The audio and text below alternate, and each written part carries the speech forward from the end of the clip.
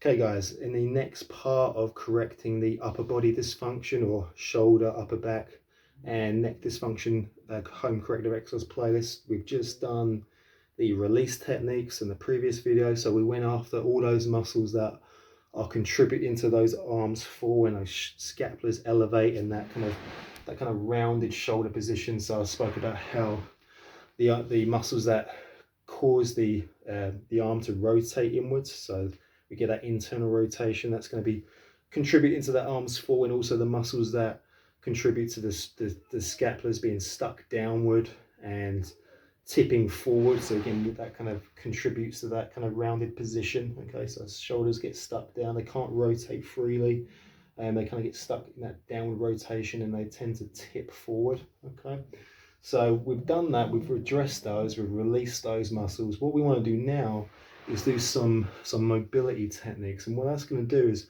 open up a bit more joint space. Okay, we're going to go after the shoulder joint. We're going to open up a little bit more space in that shoulder capsule. Okay, so it's going to allow for a bit more freedom. That's going to also help to optimize the interaction between the joint surfaces, okay, as well, so we can get you know, a better range of motion, better quality of motion as well.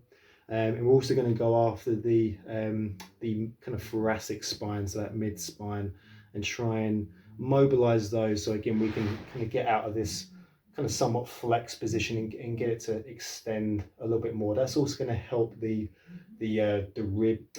shoulder blades to tip posteriorly, so it's almost a tip backwards. So that's going to also assist them getting out of that forwardly tipped position and help us to kind of get back into this kind of more upright position. So that's also going to really optimize that position and or the positions of those scapula as well. Okay, so that's why we're doing those.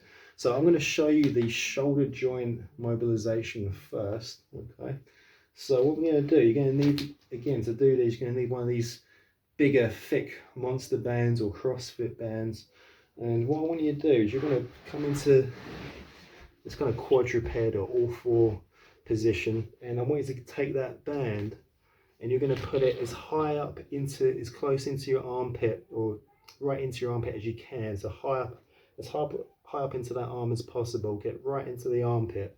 Okay, and then we're going to come down on all fours. Okay, so rather come down onto your forearms, and I want you to make sure you've got plenty of tension on that band. So that band should be nice and taut, should be nice and strong, should be a lot of tension in that band. And then what we're going to do in this position is very simple. We're just going to be rocking to the side and coming back again. That's it. That's all we're doing. We're going to rock to the side, increase a bit of tension and come back. What I'm doing is I'm moving my whole body. So I'm kind of shifting my whole body weight onto I'm going to my right, so I'm shifting it onto my right knee and my right forearm. Okay, so I'm not just kind of swinging my upper body, or I'm not just kind of wiggling my hips. Okay, I'm moving my whole body against that band, kind of shifting all my body weight onto my right-sided limbs, and I'm just getting a bit of pull from this band, and that's going to help to distract my humerus, so my arm bone up here, so that humeral head, which is that ball component of that shoulder joint, because the shoulder is a ball and socket joint. And what that band's going to do, as I'm pulling away, that's going to pull on my humerus and just help to distract the ball from the socket and create a little bit more joint space. Okay, so again, nice and strong. I'm on all fours. I'm just shifting my body weight onto my right-sided limbs. And I want to be doing, each one of these is known as an oscillation. Okay, and I want 1 or 2 oscillations per second. Okay, for anywhere from 30 seconds to a minute. Okay, so it's going to be nice and strong. And now I'm just going to shift, shift, shift, shift, shift, shift, shift at that tempo. Okay, so 1 to 2 per second. So it's fairly quick. Okay, I'm not just going 1, 2. It's nice and quick at this sort of speed. So 1 to 2 per second, again for 30 seconds to a minute. Okay, and that's all we want to do there.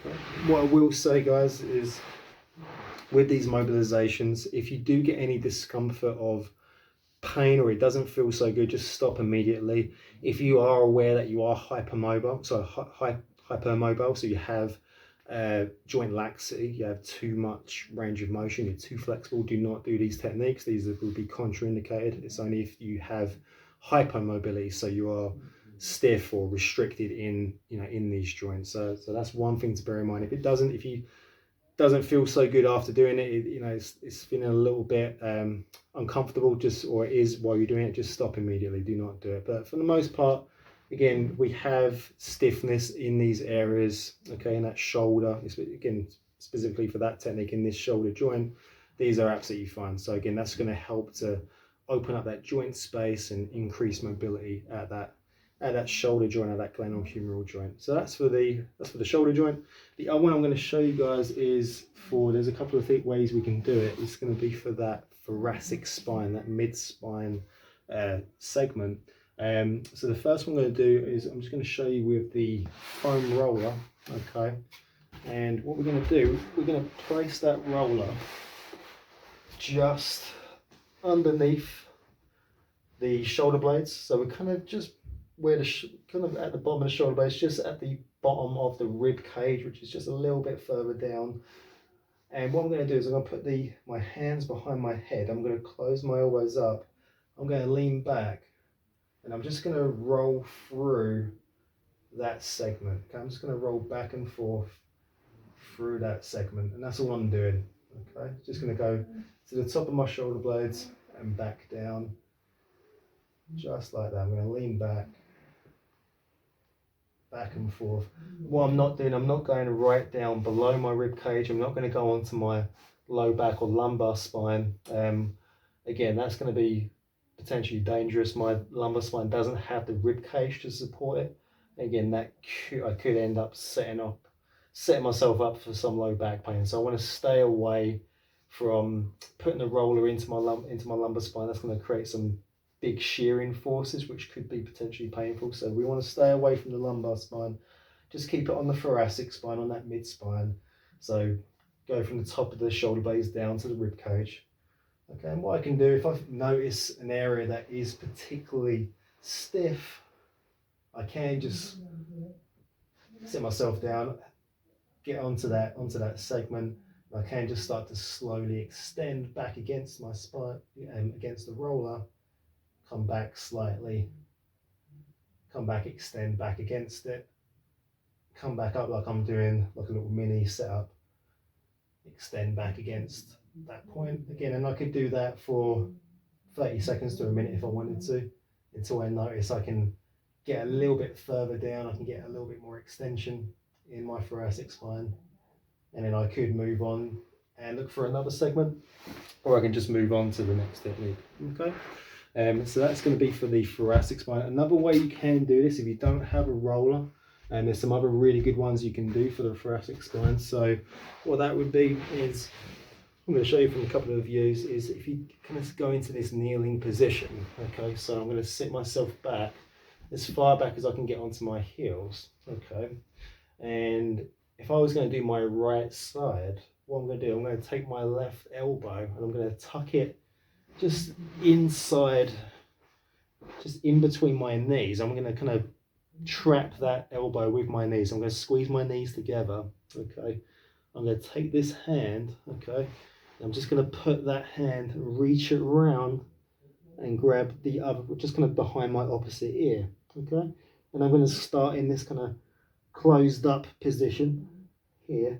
I'm going to try and keep so I'm doing my right side. I'm going to try and keep my left rib cage against my left thigh. So I'm going to try and lock that down.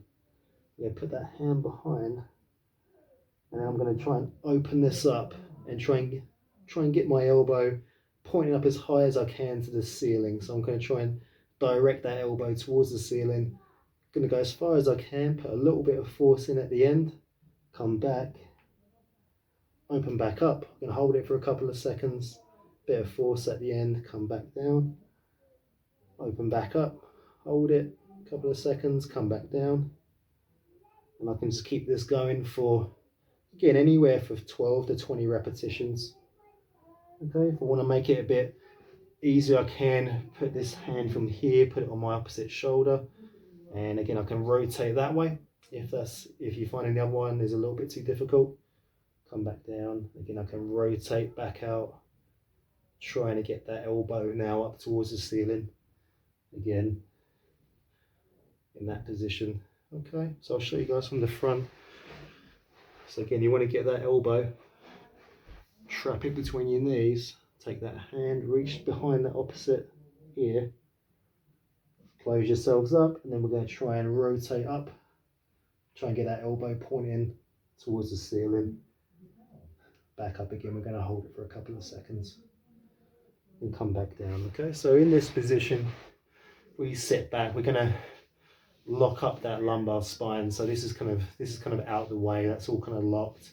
And again, we're just going to then have freedom of movement in that thoracic spine. So we kind of get this one, this is a little bit more specific. We don't get the whole lumbar spine as well. We don't get the whole spine. If you've ever done like an open book before, that kind of does the whole spine, which is useful at times. But if we just want to focus on that thoracic spine, we want to leave that lumbar spine alone, this is a really good technique to do that. So we've got a couple of different options there for thoracic spine mobility. So you can do it on the roller, you can do it with no equipment. Maybe just takes a little bit more time because you've got to do both sides with that second one. But that's our mobility technique. So again, we've got our shoulder joint, our glenohumeral joint with the band, and again we've got our thoracic mobility techniques to do as well. So again, we're going to do our release techniques, then we're going to move on to our mobility techniques. Like I said, that's going to open up a bit more joint space, hopefully increase the quality of movement between the two joint surfaces. Okay, so we get a little bit more freedom of motion there. Okay, a bit more joint space to play around with. So once that is done, in the next video, which I'm going to show you next, we're going to then go through the stretching techniques or the lengthening techniques. So we're going to take those muscles that were short, okay, the ones that we released earlier, the ones contributing to those upper body signs, and we're going to now lengthen them. Okay, hopefully take them to a new length. Okay, now that we've got them to calm down, we've mobilized those joints, we now can take the full advantage of those stretches. Okay, and get to hopefully take them to a new range of motion. Okay, or a new resting length. Okay, perfect. So that's our mobility techniques. Again, look out for the next video where I'm going to talk about the stretching techniques.